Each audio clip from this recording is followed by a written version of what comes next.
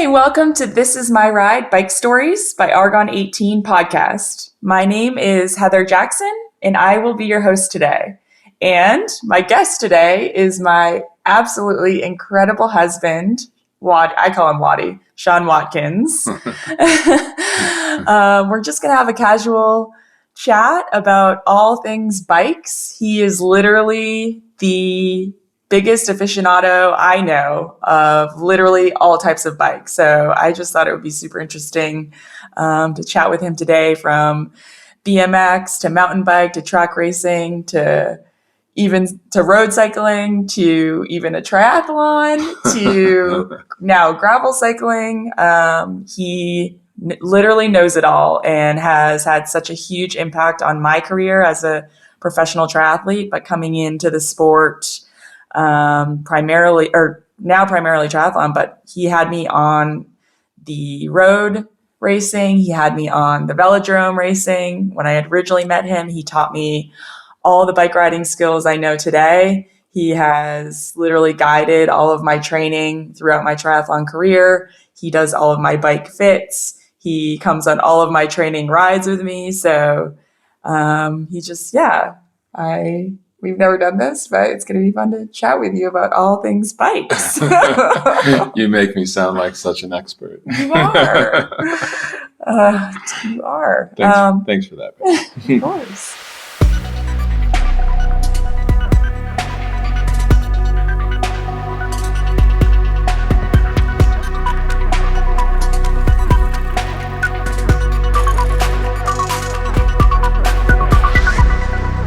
I've been riding for Argon for 4 years now.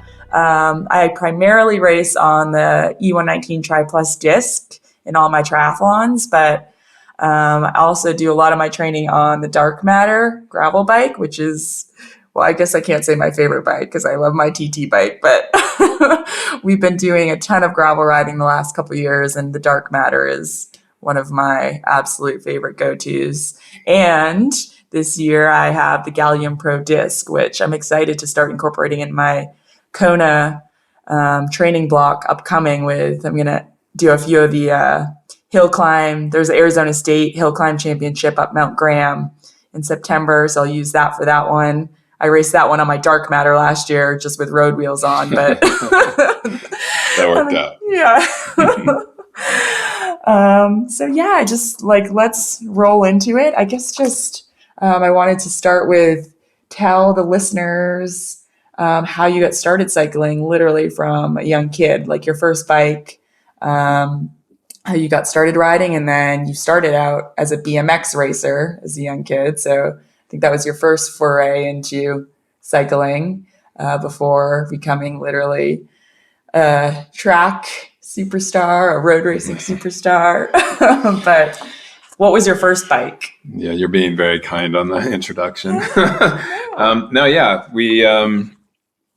We got into, my brother and I got into BMX racing early on. I think my brother, I was 4 years old, and then my brother is 4 years younger than me. So when he came around, he probably started racing BMX when he was about 4, but it essentially became a thing because both me and my brother were super hyperactive kids, and if we were around the house, we would destroy everything. So my mom bought us bikes, and we started building jumps out in our backyard and breaking arms and all sorts of things. And there was a local track down the street from my house, a BMX track, and me and my brother rode our bikes by and watched through the fence. And I went home and begged my mom that I want to go down there and do that. And so that started our BMX career, my brother and I, which we raced up until I think we were about 15 or 16 years old. We went to Grand Nationals and all sorts of things. And we had at one point in time between my brother and I think we had 750 trophies in my parents' house because we would just collect these trophies as we would go to the races. We would race I think 3 or 4 times a week. My dad would load us in the van, the family van, after he came home from working a full day, and he'd drive us out a couple hours to the local tracks here and there. And he would sit there all night and then drive us home and get up the next day and go to work. And so, yeah, that's really how I got started with bikes. Yeah. That's cool. BMX. Super cool. BMX. I love Yeah. watching BMX. Yeah. I was a huge fan. Obviously, rest in peace of Dave Mira. I mean, it was cool that, I got to meet him at the tail end and when he got involved in triathlon. But Dave was like very influential in that sort of realm for me. Yeah. That's so cool. Yeah, Dave is, He's rest a in good peace. dude. Such a Yeah. good guy. We got to train with him. Kind of the last couple of years he had gotten into triathlon. And actually, his final triathlon was Ironman Lake Placid, which just happened this past weekend. Yeah. Which you have also raced. I have. Racing is a strong statement. I think let's get to that later on, but Placid will, come back. So you start BMX up through junior high into high school. At what point did you start racing the road? Because did you race the road first or you got onto the velodrome for some track racing? Which order of events? Yeah, no, it came because I, right out of high school, I was a bit of a kid that I guess I wouldn't say a troubled kid, but I was always in a bit of trouble. Like it was just schoolwork didn't come at the top of the list. No. So out of high school, my mom made me get a job. Although I did have some jobs during high school here and there, but I mean, she made me get a job, which was a good thing. I mean, to be responsible, obviously. And I managed to land this job through through a friend of my mom's at the Naval Shipyard in Long Beach, which was about 15 miles from my house where I grew up in Redondo Beach, Torrance area, California, into Long Beach. And so I, at that point, didn't have a car, and so I bought a bike from a local bike shop, and I started commuting on my bike back and forth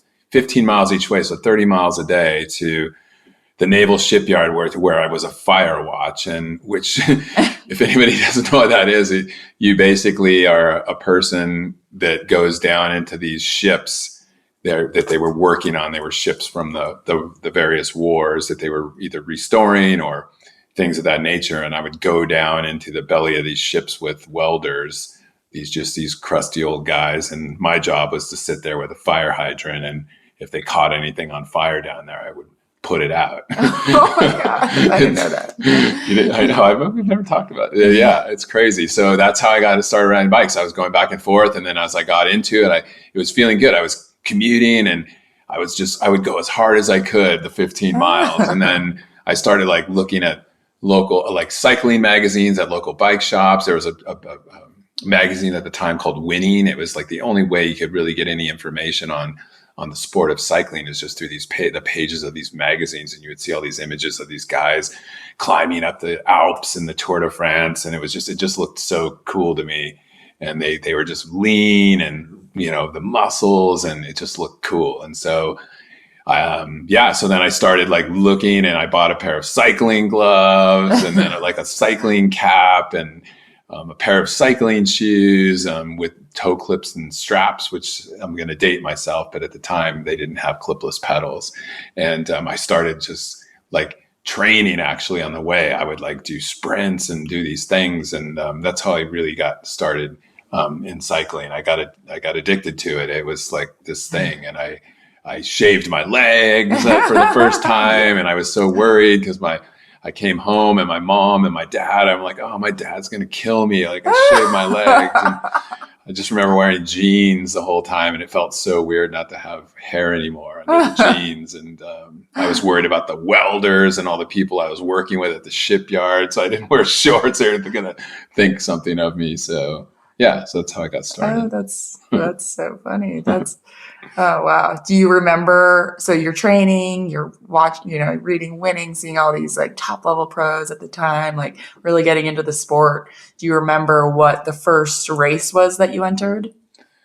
Well, it was more so I got a chance to watch the Olympic Games in '84 at the Los Angeles Velodrome, which is no longer there. It was an outdoor 333 meter velodrome track, but I got to watch an event there, and I was hooked because I had also grown up skateboarding and surfing. That was my background from, Southern California. And so the velodrome on a bike that had no brakes and you're racing on this bank track, it just appealed to me. It was like a combination of skateboarding ramps where I came from early on and bike riding, which I had fallen in love with. And so I was like, again, after we saw that, I told my mom, like, I want to do that. And then shortly after the Olympics, they don't know what they build the track, especially for the Olympics. And then, how do they maintain the track after, and, the local community that wants to race and ride it. And they started a program called the AAF, which is the Amateur Athletic Foundation, which allowed young people like myself that were interested in cycling to go there. And they had bikes for you, and they would provide a coach and these sessions. And so I would go 2 or 3 times a week. I'd beg my mom to drive us down there. And that's how I started riding the track. That's cool. See, that's how you make the transition into the track cycling. So what were I know this, but for listeners, what were your big events or your favorite events on the track racing?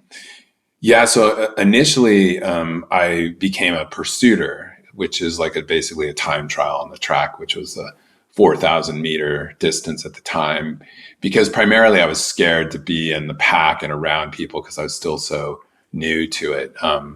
So I started out with pursuiting, which was a really tough event. And so I did that and then moved into doing team pursuit because I didn't quite have the hugest motor in terms of VO max. I was good for sure, but just to do that individual event, and the team event allowed me to use some skills I had developed in terms of the exchanges, and the team pursuit is a 4-man version of the individual time trial where each person takes a half lap pole and you swing off, and it's 4,000 meters. But I started doing that, of which it was crazy. We raced the U.S. National Championships 3 times as a team pursuit team. This little team we cobbled together, scrappy bunch of guys out of the Los Angeles area where I was from, and we managed the first year at the U.S. Olympic trials to get 4th place in the Olympic trials. Just this team of guys out of nowhere, and then the following year we got a bronze medal at the national championships, and then we ended up getting a silver medal at the national championships. So it was crazy, the progression. There was a lot more in between and before that, but that's ultimately what ended up happening with my pursuit of track cycling. Yeah. That's awesome. I don't think many people know that about you. But also I knew that about pursuing, but I also know you more as this scrappy sprint in the pack racing, big time Madison champion. People who don't know what the Madison is on the track, where you actually come through with your partner on the track and throw them. You clasp hands and use your momentum to throw them into the next lap. Meanwhile, you're still racing out there. It's still a race, but you have all these other things to consider while you're going around with a partner, 2-man team in a Madison race, on top of being a points racer, which is big pack racing. So how do you come into those sort of events when you're new to cycling, you're just getting on the velodrome, and you fall in love with that style of racing? Yeah, no. So it was a progression again. I started racing local criteriums when I was still pursuing and those types of things. It was just, everyone in the local club I was racing for, you had road races and criteriums on the weekends, and you could race track on a weeknight and maybe on a Saturday evening after you had done a road race. And so I was dabbling in all of that. And I met my former coach, a guy by the name of Mark Whitehead. Again, rest in peace. He's no longer with us, but he was a great coach, and he was also an '84 Olympian. And he was an Olympian in the points race, which is a mass start event, of which you race for points. You sprint for points every 5 or 10 laps, depending on the format of the race, and it's a mass start, so it's a lot like a criterium on a velodrome. And so I connected with Mark, and Mark was the one that got me involved in mass start racing, taught me the ins and outs of, missing out racing, which is they pull the last guy at every lap until you're down to 3, points racing, and then eventually into the Madison, where he would hold clinics and classes every Thursday night. I would just show up, and I was, insistent on learning how to do this type of racing because I thought it was really cool. It's almost like, I don't know, a combination of like, it's crazy because you have the same amount of people on the track as you do in a points race, which is probably like 30 to 40 guys, but they're partnered up. So you have maybe 15 teams of 2 people. So you got 30 people on the track, and it's a thinking man's game as well as, the fitness and speed that it takes, and just the dynamics of the race and the things that happen within it in order to be successful was really appealing to me. So yeah, that's how I got involved in that. And I eventually went on to race a bunch of national championships there, and on the elite side, on the master side. And it was really the event that I fell in love with. It's such a great event. For anyone that doesn't know it, just look it up on Google it, the Madison, and, the origin of it is Madison Square Garden way back in the day in New York City. But when Major Taylor and all these heroes of cycling when cycling was big, in the eras when the cars were just coming around, they did this style of event, and it got the name of the Madison because of Madison Square Garden. And in other countries, like say Australia, that same event is called the American, which is it's pretty cool. Oh, I didn't know that. Yeah, that is super interesting. Ew.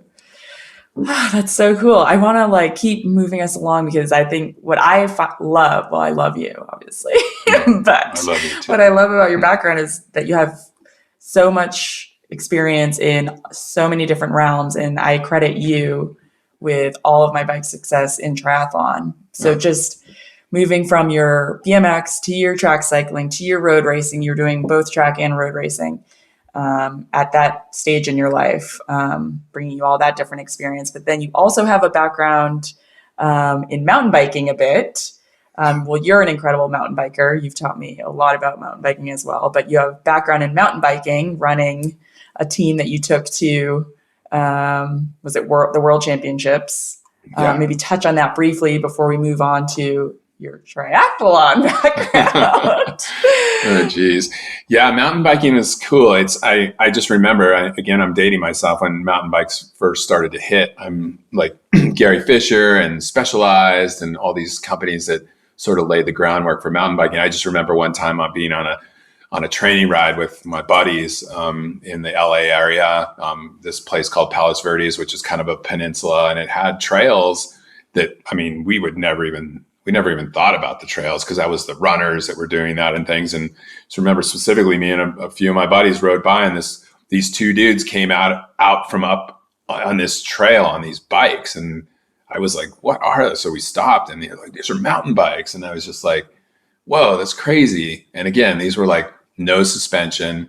They were hardtail, no shock on the front. They were just these bikes that had knobby tires. So it's almost like, if you look at it now, gravel bikes, it was really it was a gravel bike with 26-inch tires, fat tires on it. So, but yeah, I bought a mountain bike as soon as I saw that thing. I saved up some money, and I never looked back. I mountain biked as part of my training for the road and track. And it was just something that I enjoyed, to just go out on all those trails in Palos Verdes with my buddies, and just it reminded me of the old BMX days, and I really loved it. But yeah, and then cut to the chase, I got involved in the mountain bike industry. It was really kind of one of the first jobs I took, because I soon found out that I wasn't going to necessarily go to the Tour de France in cycling. You just have talent like you have the talent, and you've become a pro, and you've been able to make a really, successful living out of it. And there's points where, people hit that in their career where you're either going to do that, or you have to figure out, how you're going to actually make a living.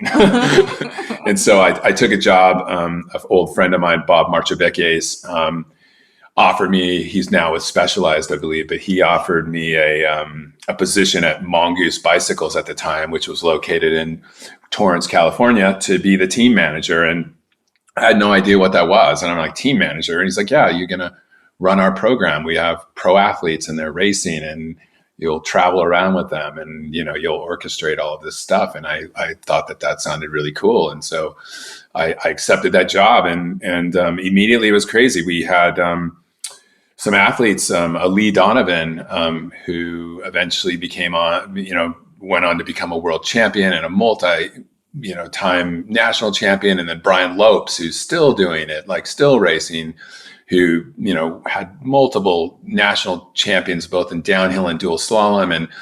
And so I got thrown into the fire with these guys. And it turns out the first year we go to the world championships in Kusart, Germany. And, this little team, scrappy team, again, out of Torrance, California, the Mongoose team, we weren't on the best bikes. We didn't have the best anything. All these big teams had these big rigs and all these mechanics and things. We had a 10 by 10 tent, and me and the mechanic at the time, Stickman, who's still around, and he had a little box of tools. We had a 10 by 10 tent and a pump. Mm-hmm. And we went to the world championships and Lee Donovan won the race. And it was like just incredible.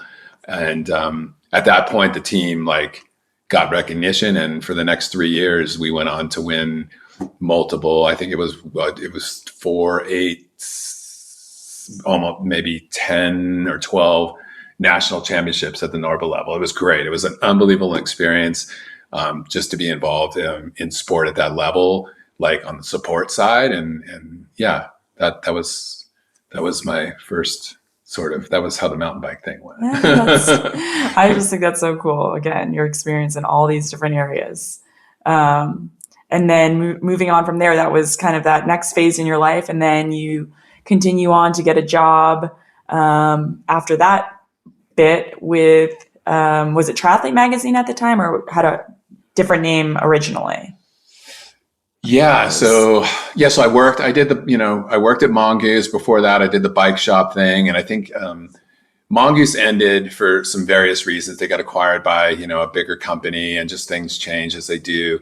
And so I went back to working at the bike shops again. And I did some various things. And then I got an opportunity. A friend of mine, John Duke, who's still in the triathlon industry, and to go to work for Triathlete Magazine and, selling advertising. And I didn't go to school for advertising or marketing, but I had been in the cycling industry, and John wanted me to convince these cycling brands like Argon, like Louis Garneau, just to name a few on the apparel side. I'm just gravitating towards the Canadian companies right now.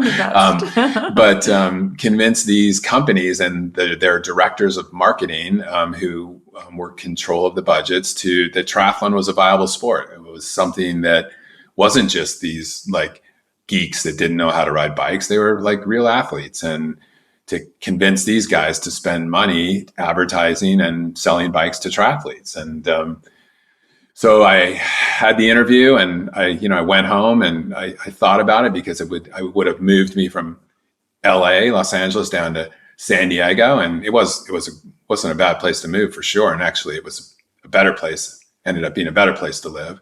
So I thought about it, called up John, told him I'll take the job, packed my house up and moved down to San Diego. And I started, schlepping print ads in a print magazine. And that ended up being an illustrious 13 or 14 year career for me. And I learned a lot. And it brought you into the sport of triathlon, coming from as a cyclist, which obviously there's just that, very different cultures between cycling and triathlon. But you, as a top level cyclist, make that transition over and are one of the cyclists that maybe saw how triathletes are some of the, I think there's this maybe stigma that triathletes can't ride, but I think some of the top triathletes in the world can ride maybe even faster, stronger than some of the top cyclists if they were to put their mind to it and focus on that. And you saw that, and you come into triathlon, and this is how we met. You were in that position as global sales, I forget the exactly. I was But an advertising salesperson. and I had just graduated college. You were up in the Bay Area and still riding yourself, still training and cycling and such, and came on the local Wednesday ride that I had made part of my weekly training schedule. I was literally a year into my age group triathlon. I think I was 23 years old. Barely had a bike. I think it was my dad's old hand-me-down, and had started out on these Wednesday group rides. And you came out on it randomly because you were in the area. And yeah, I'll let you tell the story of you're on this group ride, and there's a front pack that you're obviously made the break on the Wednesday group ride. And I was the only girl up there, and I knew what the route was. And there's this one little hill we had to get over. And I started shouting at you because I was behind you on your wheel, like, we have to stay with these front guys or we're going to get dropped. Yes, you were like, yes. Who the heck is this chick screaming at me? Yeah, no, I remember it. I remember it very well. I was still bike riding a lot at the time. And, I'd ridden bikes my entire life, obviously, and I'd seen a lot of athletes and had known a lot of athletes. And yeah, I mean, a girl that is at the front of a group ride of men that initiates a break and continues to initiate a breakaway you were strong. Plus you were really cute. So.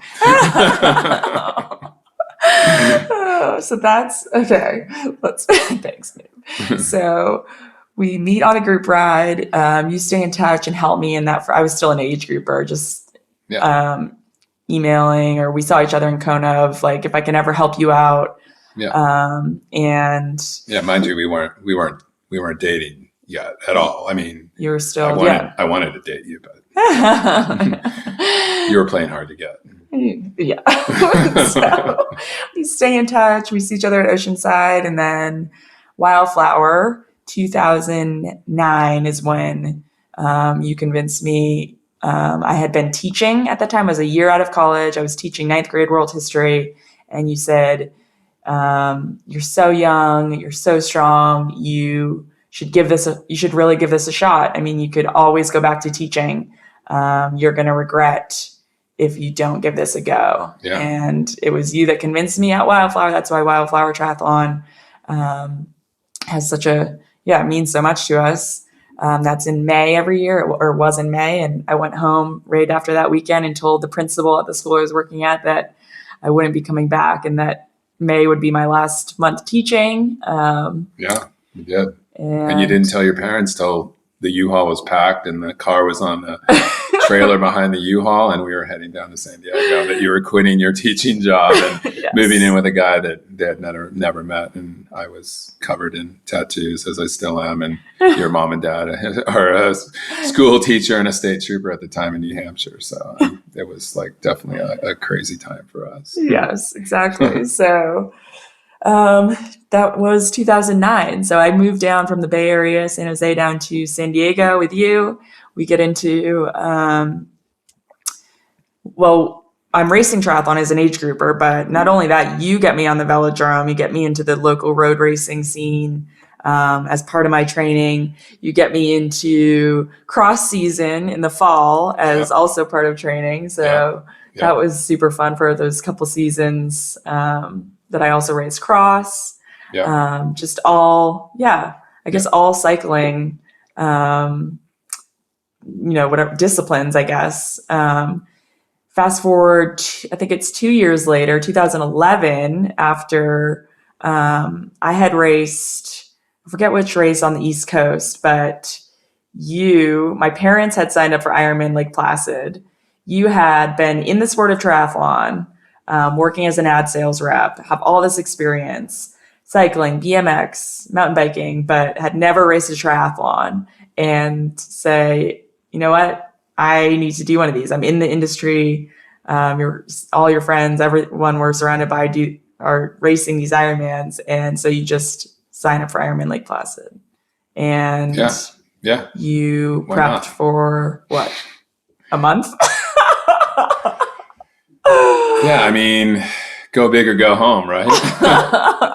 No, I mean, to me, like if I was going to do a triathlon, I wanted to experience like as much as I could on the day. And the only way you can do that is by doing an Ironman that's going to take someone, a mere mortar like myself. I mean, you guys are doing them in 8.5 hours, but someone for myself, I knew I was in for a long day, which ended up being, definitely over 10 hours. I forget what the time was, but you crushed it. I mean, it was a great experience, and it was something I wanted to do. And I have never, well, I actually did a second one at the Los Angeles Triathlon. It was shortly after that, just because you were doing it, and I wanted to see if I could beat you on the bike, which I didn't. But yeah, it was just one of those things, and I still look back at it. I mean, I'm fond of that time. We got to race with your parents, their first Ironman, and you were our support system. So I was trying to be as high maintenance as I could.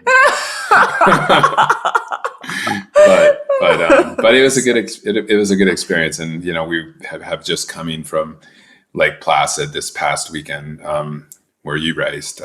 It just always makes me think about that with like fond memories. So yeah, it was cool. Yeah, it was okay. So random question of if you do one more or more, but if there's one more, if you get this wild hair in, next year, whatever, what Ironman would you want to do?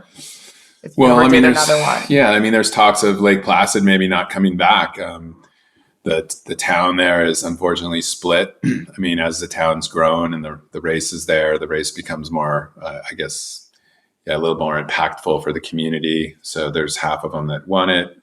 There's half of them that don't, and they have their contract last for one more year. So, I mean, if I'm going to keep my ear to the ground, if that's the case, then it could be, that would be the one Ironman, if I ever did one again, would be the one I'd probably do. I mean, we've traveled all over the world with you racing, and I've seen pretty much every Ironman venue there is to see. And I think that's pretty much the one that sticks, in my mind, that would be of any interest to do if I even considered doing it, which is, I don't know. Yeah. Yeah, it's such a good one. Yeah, it's so That's good. Cool. Yeah, hopefully it stays around, but if not, 2022 could be your comeback. Yeah, we'll see. I got a lot of work to do. Okay, so you have your triathlon experience. You have E119 Argon. I do. That you train on with me, behind me on every ride, screaming at me. Or we have another training approach. We have you go down the road and I chase you down when I have efforts to do. So that's fun. So you have your triathlon bike, but what would you say is your now true love bike that you're always on? I also own a an Argon Dark Matter. That is my favorite bike. I mean, I had it with me in Placid. It's crazy because, everywhere I go with that bike, I have like NB wheels on it and Di2, and like it's your baby. It's cool. Yeah, I got big like IRC Boken tires that are it just makes the bike look burly and awesome. But I love the bike. The thing I do love about gravel cycling, it goes back to like mountain biking, but road biking. You can go on a ride and you can go really wherever you want. If you can ride road, and if you see a cool trail, you can turn off and check out where that trail goes. And that was the fun thing about how we spent COVID, you and I, doing, a lot of these gravel adventures, camping adventures. It just opens up the world of, experience on a bike, because you're not limited to the bike you're riding per se, which, you can obviously ride a road bike on light gravel roads for sure with, 28C tires, but it just changes the game, because you can ride single track, you can ride double track, you can ride gravel, you can ride road. It's crazy. It's opened my world. It's the only bike I really choose to ride, other than when I have to go on those TT rides with you, which is like, that's my racing these days. It's like just to stay in shape, to hold your wheel.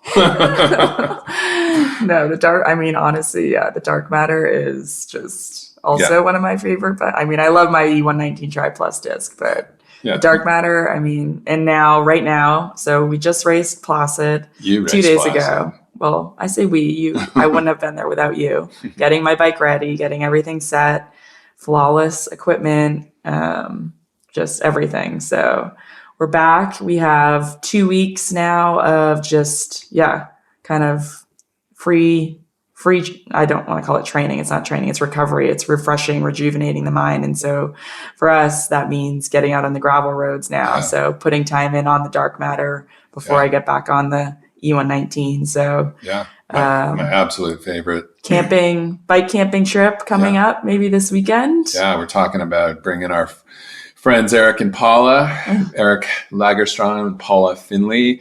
There are friends here in Bend. They got the TTL, that triathlon life thing going. Their YouTube channel's awesome. But yeah, during COVID, they came down to Tucson to train with Heather for the 2020 season, and COVID hit, and we all had gravel bikes, and that's where we just started like camping and gravel biking together, and that's how we experienced the COVID thing together as two couples, and it was pretty cool. So it looks like this coming week we're going to get a chance to kind of revisit that. I think Paula and Eric on a little bit of a break, and you're on a break, so the stars are aligned. So I'm looking forward to that. That's going to be cool. Yeah. So we have hundreds of miles of trails here. Bend, Oregon area. You and I also split our time down in Tucson where just south of Tucson, Patagonia, Arizona area is just an also epic gravel riding area. Yeah. What would you pick? Bend, Oregon trails or Patagonia, Arizona? Oh, that's tough. It's completely different. I mean, Patagonia is like these vast, wide open, beautiful prairies, immaculate gravel roads that just go on and on forever. And then Bend's tons of pine trees, also immaculate gravel roads and lakes and single track, and has a little bit of everything. So I don't know. I think it's the best of both worlds. We get to spend time in Patagonia, and we get to spend time in Tucson, in Bend. So I couldn't pick a favorite, but they both have their own special things, I think. Cool. Yeah, that was a tough question. Yeah. So gravel biking it is the next 2 weeks. Then we will migrate south back down to Tucson for Kona prep, where actually we will keep riding the dark matter, I think, for some of those longer aerobic days. Yeah, for sure.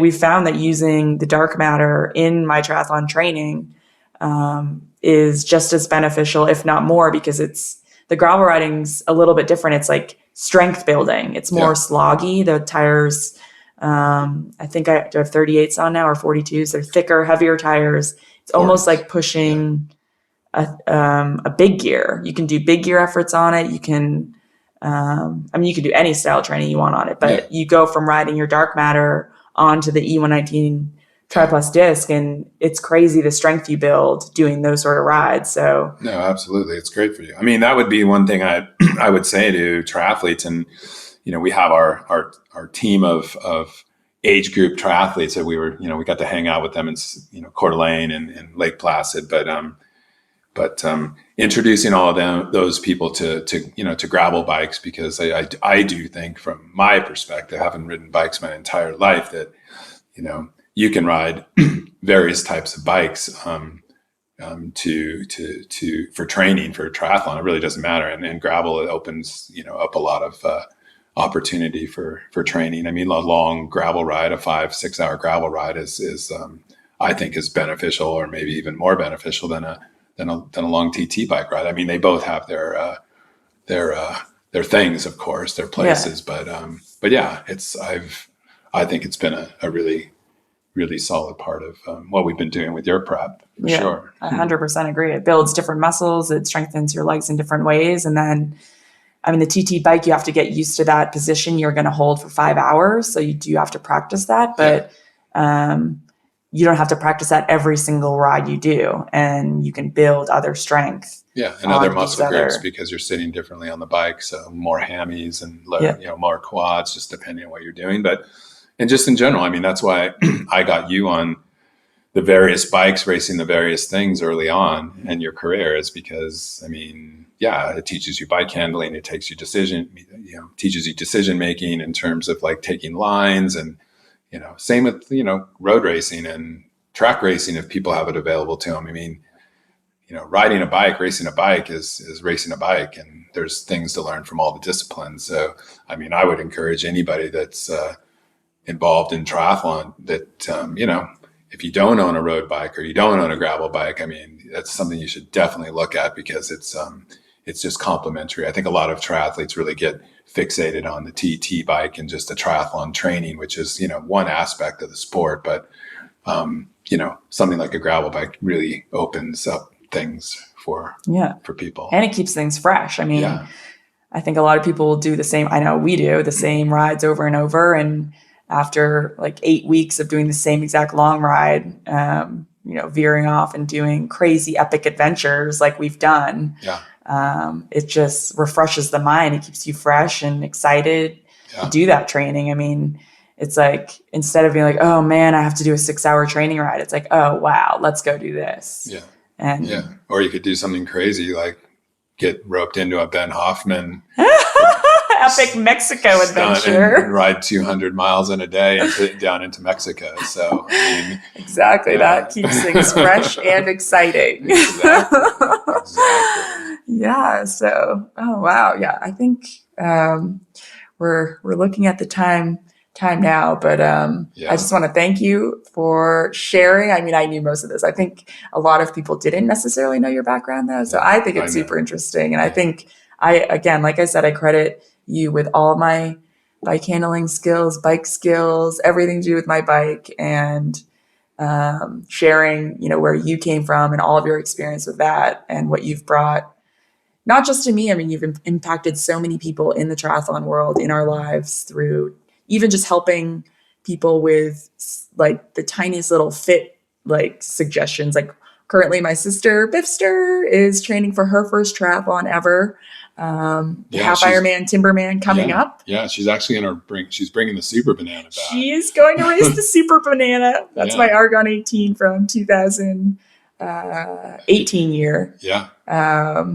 So it's coming back out. I'm going to let her borrow it for race day to bring back the Super Banana. But I mean, even just, you took her out on a ride, just showing, and you fit her on it, but then just, you help so many people. And so it's just, a lot of people don't see that behind the scenes stuff. And I'm happy we got to share this and give people a little bit more background of, what's been such a huge part of my journey as an athlete has been the last 12 years with you. I appreciate that, Ben. Of course. So I just hope everyone enjoyed. Thank you so much for listening. Thanks to Argon 18 for this initiative. And also we look forward to hearing upcoming episodes and hosts of This Is My Ride, Bike Stories by Argon 18. So thanks, Wattie. You're welcome.